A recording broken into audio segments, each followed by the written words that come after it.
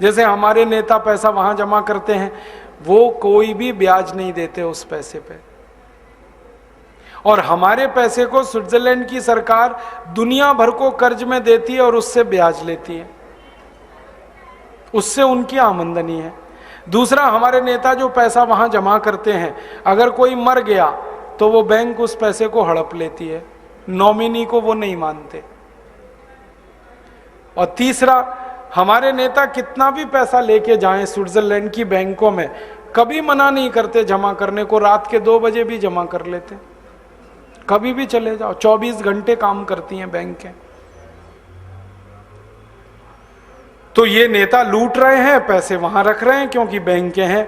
और अभी पता चला कि स्विट्जरलैंड दुनिया में एक देश है जहां काला धन जमा होता है। ऐसे 70 देश और हैं दुनिया में जहां काला धन जमा होता है। पनामा नाम का एक देश है, पनामा।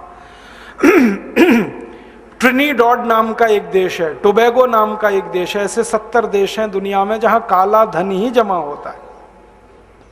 और नेता टैक्स का जितना पैसा लूटते हैं वो काला धन ही है। अब वो जाके जमा हो रहा है, हर साल 17 लाख करोड़ ये लूट रहे हैं। अब तक हमने जो हिसाब निकाला 63 साल आजादी के बाद का, उसमें नेताओं ने 258 लाख करोड़ रुपए लूट लिया है और विदेशी बैंकों में जमा कर लिया। और जिन बैंकों में ये पैसा जमा है उन्होंने कंफर्म किया है कि इतनी रकम है हमारे पास, भारत की इतनी रकम है। स्विस बैंकर्स एसोसिएशन ने स्वीकार किया है कि उनके पास भारत का 72 लाख करोड़ रुपए है।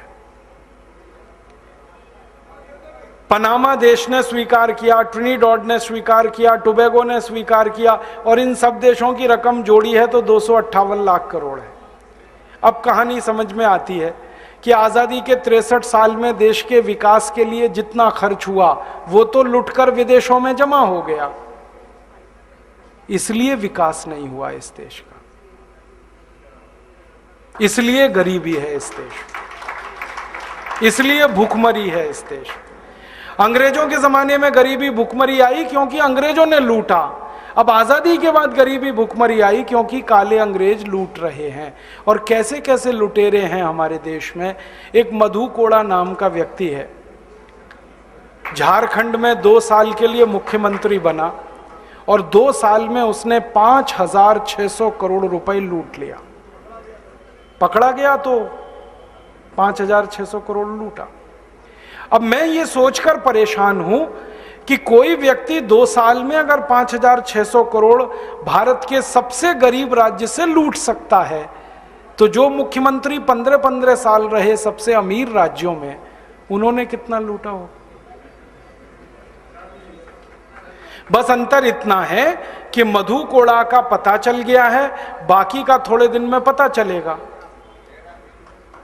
और मधु कोड़ा तो मुख्यमंत्री स्तर का नेता है, इसके ऊपर के जो नेता हैं, प्रधानमंत्री हैं, वित्त मंत्री हैं, वाणिज्य मंत्री हैं, आदि आदि, इनका अंदाजा लगाइए आप।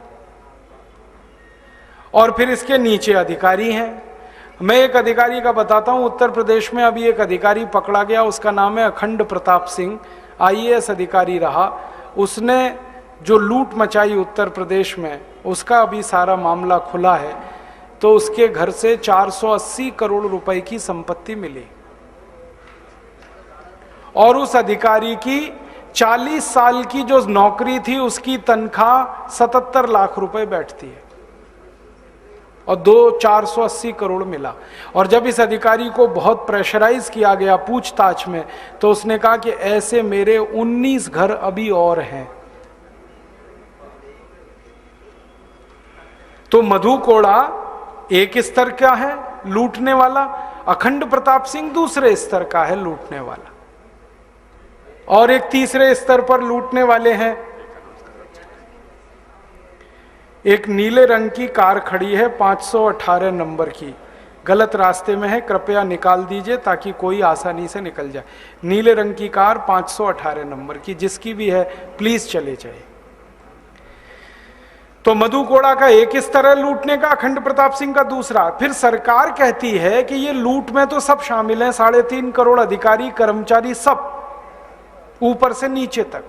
आप अगर किसी बच्चे के जन्म का प्रमाण पत्र बनवाने के लिए म्युनिसिपल कॉरपोरेशन में चले जाएं, बिना रिश्वत प्रमाण पत्र नहीं बनेगा।